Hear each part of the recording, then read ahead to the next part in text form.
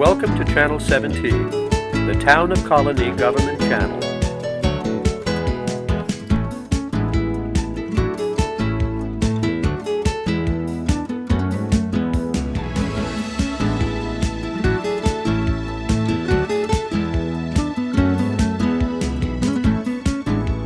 Welcome to the Money Factor, the program that focuses on local business and personal finance topics.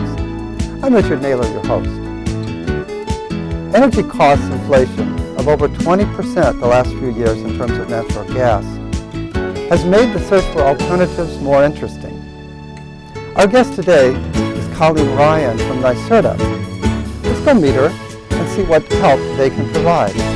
Good afternoon, Colleen. Welcome to the show. Thank you. You're with NYSERDA, Communications Director, Acting Communications Director. Could you tell us a little bit about what NYSERDA does? Sure. NYSERDA, the New York State Energy Research and Development Authority, is a public benefit corporation, and it was created in 1975 by the New York State Legislature. So we've been around for quite a while.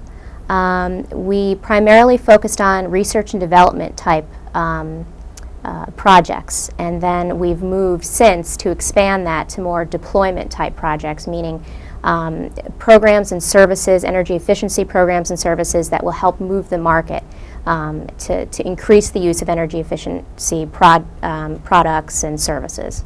So R&D is a big thing, and energy is certainly a topic that seems totally today, and yet when I think about it from listening to you, I realize that, especially when you said 1975, right after the oil embargo, exactly, that this is not a new thing. This has been going on for over 30 years. That's correct, and I think that NYSERDA has really, it was established basically to do just that, is to look and identify the types of things that are going on in the energy industry and what we can do to help make our state more energy efficient, the types of products that we can develop to help with clean energy, renewable energy, to make us more energy independent. So that's what we're working towards. And probably in New York, where we have lost manufacturing, and we've been struggling for a long time with employment in terms of factories going south. Focusing on the high tech and the energy is another part of giving us a new lease on life, so to speak. Absolutely. I think that economic development it's the growth of this industry that's really going to put New York State on the map for tech type jobs, energy industry type jobs. And in fact, we are the owners of the Saratoga Technology and Energy Park up in Malta. And that is a home for new businesses going in, clean energy businesses, renewable energy businesses, trying to grow and produce these types of products to help with our energy issues. And then with the incubators that we have around, that seems even more effective to be in this area. Absolutely. We have a lot of partnerships with incubators and colleges and universities, really fostering these relationships to help in any way we can. So your overall thrust is research and development, and now more practical as well, trying to push forward the development of better energy technology and usage. That's right. Energy efficiency services for residents and for businesses, offering financial and technical incentives and support to businesses and residents to help them implement measures that will help them reduce their energy costs. And that is where our funding, our new round of funding in 1998 was developed. The Public Service Commission named NYSERDA the administrator of these funds, which are SBC, System Benefits Charge funding, and you'll see that on your utility bill. It's the state's investor-owned utilities, and those ratepayers, customers of those utilities, will pay a charge each month. And in this area, National Grid, I would estimate about $10 a year they're investing into this. So that word investment is really important because they're investing in something that they're going to get a return on. These are programs that are to help the businesses and residents of the state. So it's a really important initiative, and it's been very good. I believe we've helped to save about $300 million throughout the state within the past 5 years with this program. And the System Benefits Charge program is called the New York Energy Smart program. which is probably familiar to a lot of people, I hope. And let's talk a little more about that then. Sure. Like I said, that's primarily where a lot of our funding comes from. And we have programs for businesses and residents. Primarily what is popular are audits for businesses and residents. And I can go into more detail. I'll start with residential. Let's do that. I think folks are aware of the energy costs when they get their bill, and taking advantage of certain programs such as the Home Performance with Energy Star program is a really popular one, and it's been increasing each year. And how that works is a home performance contractor who is certified by the Building Performance Institute will come into your home, they'll do a whole assessment, and they'll see where you're losing energy, how you're losing energy, and how much you can save by implementing measures they recommend, and these are energy efficiency recommendations. So, for instance, insulation, new windows, your heating and cooling system, as well as health and safety, looking to make sure you're not leaking carbon monoxide or any dangerous toxins from your heating and cooling system. So these are some things that people can take advantage of, and they can save up to 40% on their energy costs. Well, how would you do that? Is this open to anyone? It's open to all the people that are paying into the SBC, so investor-owned utility customers. So if you are a utility customer. That's correct. You can take advantage of these programs. And there are also income-eligible programs as well for homeowners, our assisted home performance, where they could, we cover 50% of the cost up to $5,000 for them to improve their homes. So this is a really important thing, especially for those who may not be able to afford it. So this is 60, I believe it's, 80% of the median income is what, so a family of four making about $53,000 could be eligible for that program. And if you fall above that, then you would just be for Home Performance with Energy Star and have financial incentives as well as a low interest loan. And that's our New York Energy Smart loan, where we buy down the interest rate 4%. So if it was 8%, then you would only have to pay 4%. That's great. Yeah. Are there some homes that would be better candidates, or is it pretty much anybody who decides to pick up the phone can benefit just about as much? Anyone. I think a lot of people call because they're noticing they have drafts in their home. They're very uncomfortable, condensation on the windows. So they're seeing, and their energy bill, they're looking for ways. And it's people with older homes, mostly, but anybody can call to see if they can make their home better. Right. There's never a wrong time to do it. So we do encourage people to look into the program, and as well as follow simple, no-cost, low-cost tips to help reduce energy costs. So You spoke of insulation, I think, or maybe you didn't, but certainly energy loss would fit in that. Certainly, people should look at their attic, especially because the cold air, if it's not insulated properly, could come in. And it's really important because you could put in a whole new furnace and a heating system and have poor insulation, and it kind of defeats the purpose. So you should really, that's why the program, Home Performance with Energy Star, takes a whole house approach. They look at everything. Okay. So it all comes together and you get the best savings in energy reduction. So I've always thought, tell me if I'm wrong, that to some extent you want a little leakage in your house. You don't want to be living in a vacuum because you Right. end up getting poisoned from carpets and all kinds of things. But radiation loss is a total loss. yeah, we are sure that we don't fix things to be too tight. Ventilation is very important, and they look at those types of things as well. Another program we have for new homes, new construction, Energy Star labeled homes. We build these homes to the standards of the Environmental Protection Agency and DOE, that they created the Energy Star label.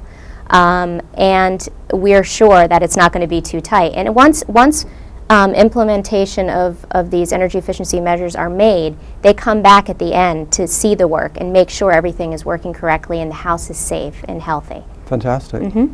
So if you were going to take advantage of the program, you would either have money in the bank that you could put into this, or you would have a loan. You could get a low interest loan. That's correct. Yep. What kind of a package would be typical for people? Some people may prefer to do the loan, which is fine, and that can be helpful. They can do some financing, where I believe they could 10% of the cost, up to $2,000. They could get cash back for that. So there are a number of options they can look into to help them with the costs of these measures, but they're really going to see savings from their bills that they receive. So it's a great program, and we've got a lot of feedback from people who have taken advantage of it, and they're very happy. Now, does this extend also into utilizing things like solar energy? Yes, certainly. You can take advantage of our solar program, and we have contractors that can, or installers we call them, that can come in and look at your home to see if it's feasible, to see if you have a lot of sunlight coming into your property, if you have the room. So we do offer incentives to help them do that, up to about 70% of the cost, with the federal tax credit, which I believe is 25%. Then you have the typical loan fund that we offer can help as well. There are different things that people can do, so it can be affordable. And we do recommend that they contact a local installer, and that can be found on our website, powernaturally.org, for a local installer to come out and look and see if that's something that can be done. Great. Now, running numbers is not easy for everyone, but I did notice on your website there's some kind of a power energy calculator. Right. That is correct. And that calculator can help folks identify how much they could possibly save, if it's feasible, if this is something that will work on their home, in terms of how much electricity they could use, and versus the use of the solar panels, and how that can work together. So it's an interesting calculator, and helpful to make a decision whether or not you're interested in doing it. And it probably gives you variables that you might not have thought about necessarily. When you start trying to put something into a calculator, you need to know something. You do. You have to look back. Look at your utility bills. How much are you spending now versus how much you could spend if you were to install a 2 kilowatt solar panel system on your roof. So it's something to look at, and that as well has been a growing program. Now, I may be denser than other people in this area, but what would 2 kilowatts do in a typical house? How much do we use? Because this is 2 kilowatts power right now, I imagine, and it would be available all the time if their sun is out. But what could that mean to a house, a 2 kilowatt system? Well, a 2 kilowatt system could cover a lot of the electricity costs, and if you were to use more than you actually, if you acquire more electricity from the solar panels than you used, then that basically your meter turns backwards, is how they say it, and you can get paid back by your utility company. So that's something that people can look into. I mean, I think there are battery packets that you have in your home to store this as well, so at night. Would you sell it back, or how does that work? Yeah, you would sell it back to the utility, and then they would in turn pay you for what wasn't used. Sounds good. And there's more, like I said, there's a wealth of information on that powernaturally.org website. Talks about the types of incentives and local installers, so you can find out more information. So I just want to make sure we've covered everything on the residential side before we move over. We talked about financing to some extent. We talked about energy efficiency and possible alternative energies. Yep. Should we broaden any of those? Anything besides solar? In the residential area, that's pretty much it. There's a wind available, small wind for farms that may want to try and reduce their energy costs by implementing a structure such as that to reduce their costs in their barns or milking facilities for electricity and things of that nature. But in terms of residential, beyond that, solar is a really popular one, our home performance program, as well as low-income programs for people to help them. So I guess the bottom line here for residential is, if you feel that you'd like to save energy, it might be it very well might be worthwhile contacting you. That's right. Absolutely. And you do need a little bit of liquidity probably in order to get into the program. Again, if you're income eligible, there's a lot of help that we can give. But yes, and people need to do their homework and see what's worth it to if it's worth it to them, and I'm pretty sure they'll see that it is taking advantage of these programs. I read that gas has gone up 20% a year for the last 3 years. That could get, if that kept going, this would be just very expensive. I think people need to look at things in a way where just because something is happening at the time that's a crisis in energy, that's when everyone seems to be, oh, I Okay. have to do something. But those quiet times when things are looking pretty good, they should still consider, because it's a great investment. And when those times do come, or if they do come, where we do have rises in prices, then they'll be prepared for it. Well, the other number I came across today when I was trying to prepare was 8% per year increase in natural gas prices for the last 10 years. And nobody's making that much money on their bank or their CDs these days. So that has been probably quite an incentive for a while. Certainly, it absolutely has. I mean, energy prices, everyone looks at their bill and they see, I've got to do something here, so we're here to help. Well, okay, so let's look at the business side then. The business side is fairly similar. We have a small commercial audit that we do for small businesses. So businesses that have an energy bill of $75,000 or lower can take advantage of this energy audit. And they'll go in, the folks that are under the program, the contractors will go in and identify and recommend the types of measures they can make. And I think the business owner knows for sure that their bottom line is affected by energy costs.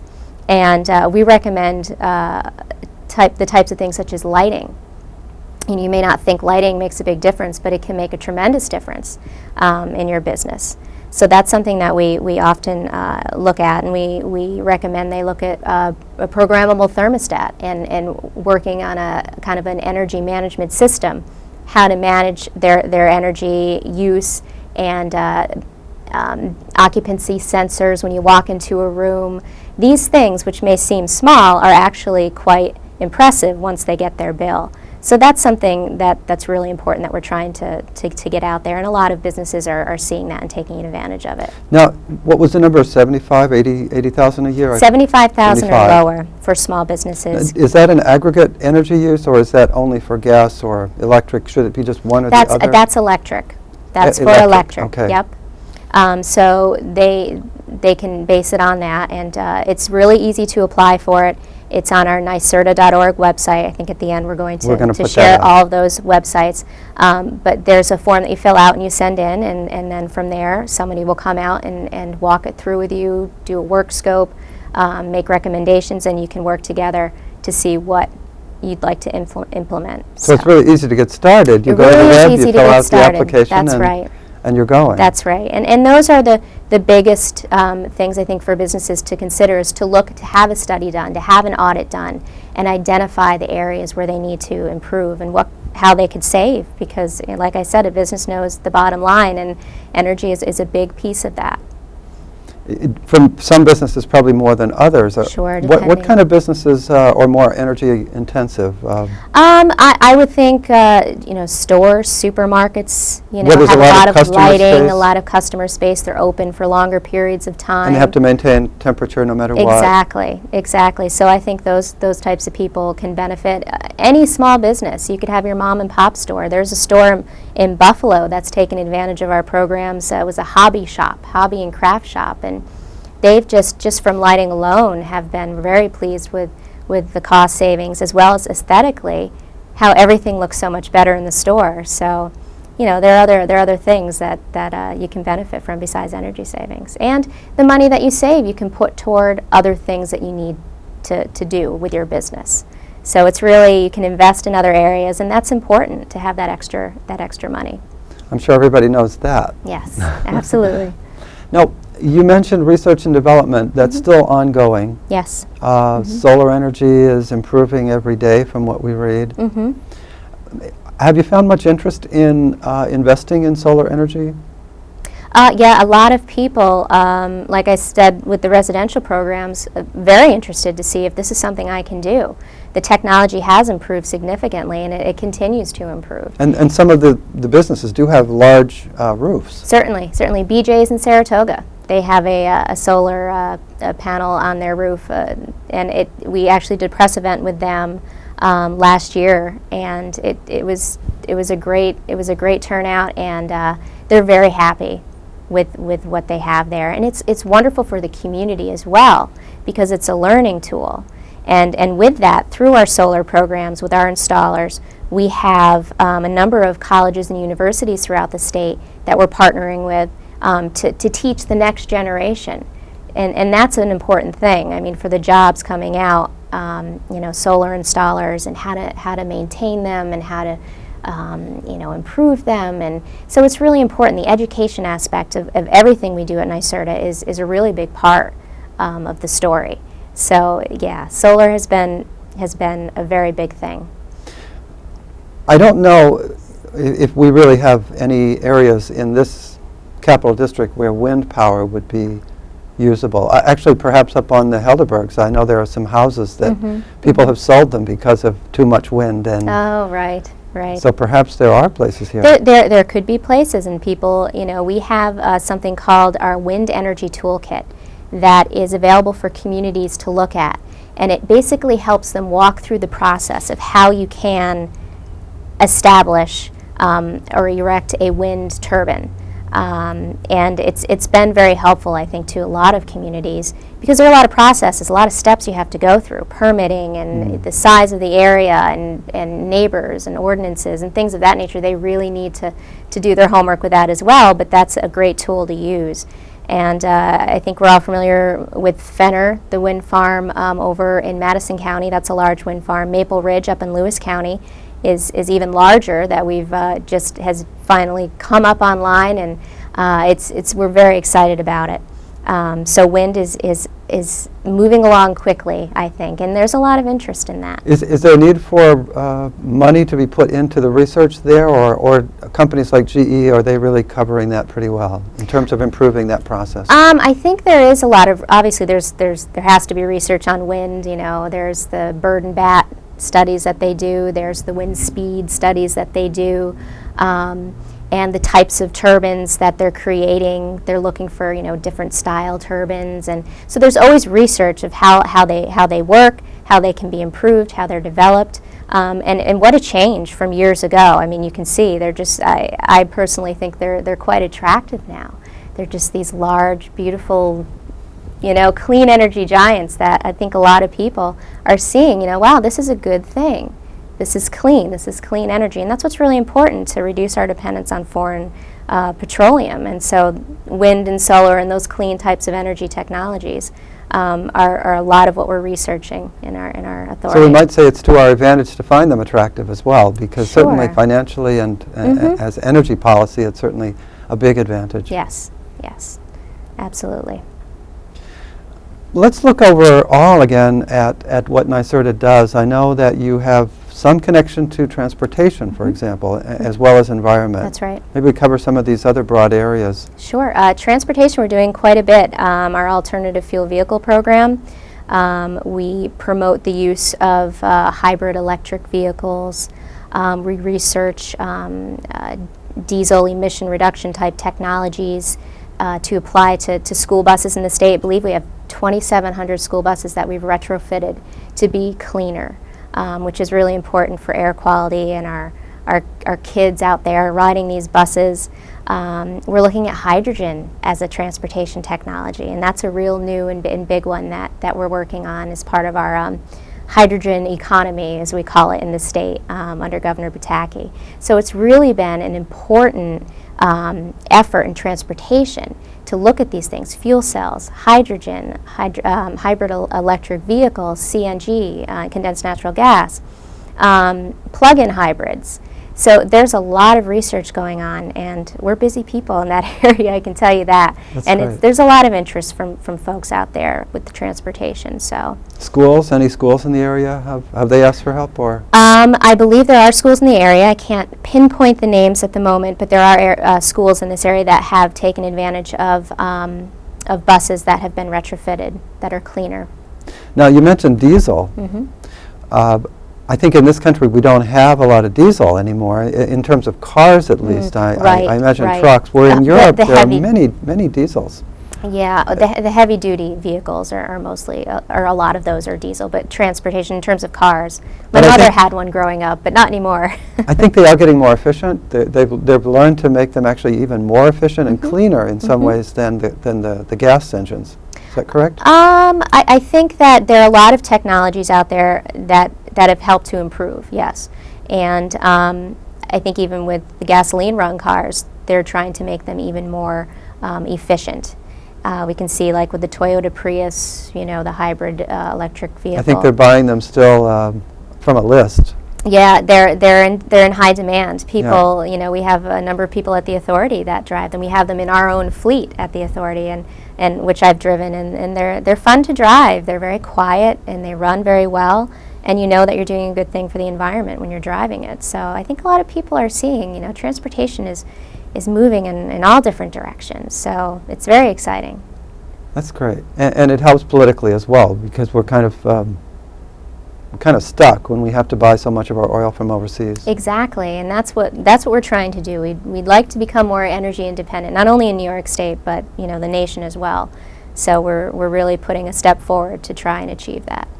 Now, I mentioned environment. We're running out of time, but I just wanted to make sure that we have covered everything with environment. I suppose many of the things we've talked about have to do with environment as well. Are there any other environmental components of NYSERDA that we haven't mentioned? We do have an environmental program, and a lot of that focuses on how electricity generation affects the environment. So we do a lot of studies to see how that affects the environment and things we can do to help, you know, reduce greenhouse gas emissions and things of that nature. And I think that it's really important. I don't know if people connect energy with the environment as much, you know, as they see energy and the costs. But you know, it really does make a difference when you try and reduce those emissions to make sure our environment is protected and it's clean and it's available for use for generations to come. So yes, we do a lot with energy, or with the environment, and making sure that we put that connection together to try and improve it. And it's good timing for that to come together. I guess it's carbon obviously is a big issue, and when you put that together with it's to our financial benefit as well. Now I think it's easy to listen. Yes, yes. I think the element of carbon is on the radar now, and people are looking at that closely. Research and development, especially in that area. So there's a lot going on. And there's probably more we could delve into, but we are almost out of time. So let's make sure that people get to our website and contact information. Okay. Residential folks can contact us through the internet at getenergysmart, all one word, .org, O-R-G. Businesses can get in touch with us through NYSERDA.org, that's NYSERDA. And for those who are interested in renewable energy, wind and solar, powernaturally, all one word, .org. Or you could call our phone number, which is it's toll free, 1-866-NYSERDA. Fantastic. Well, Colleen, I want to thank you for being our guest. Thank you for having me. And hope you'll come back sometime and we'll talk about this some more. Okay. Want to thank everybody who joined us and invite you to our next program and wish you a great week. Take care.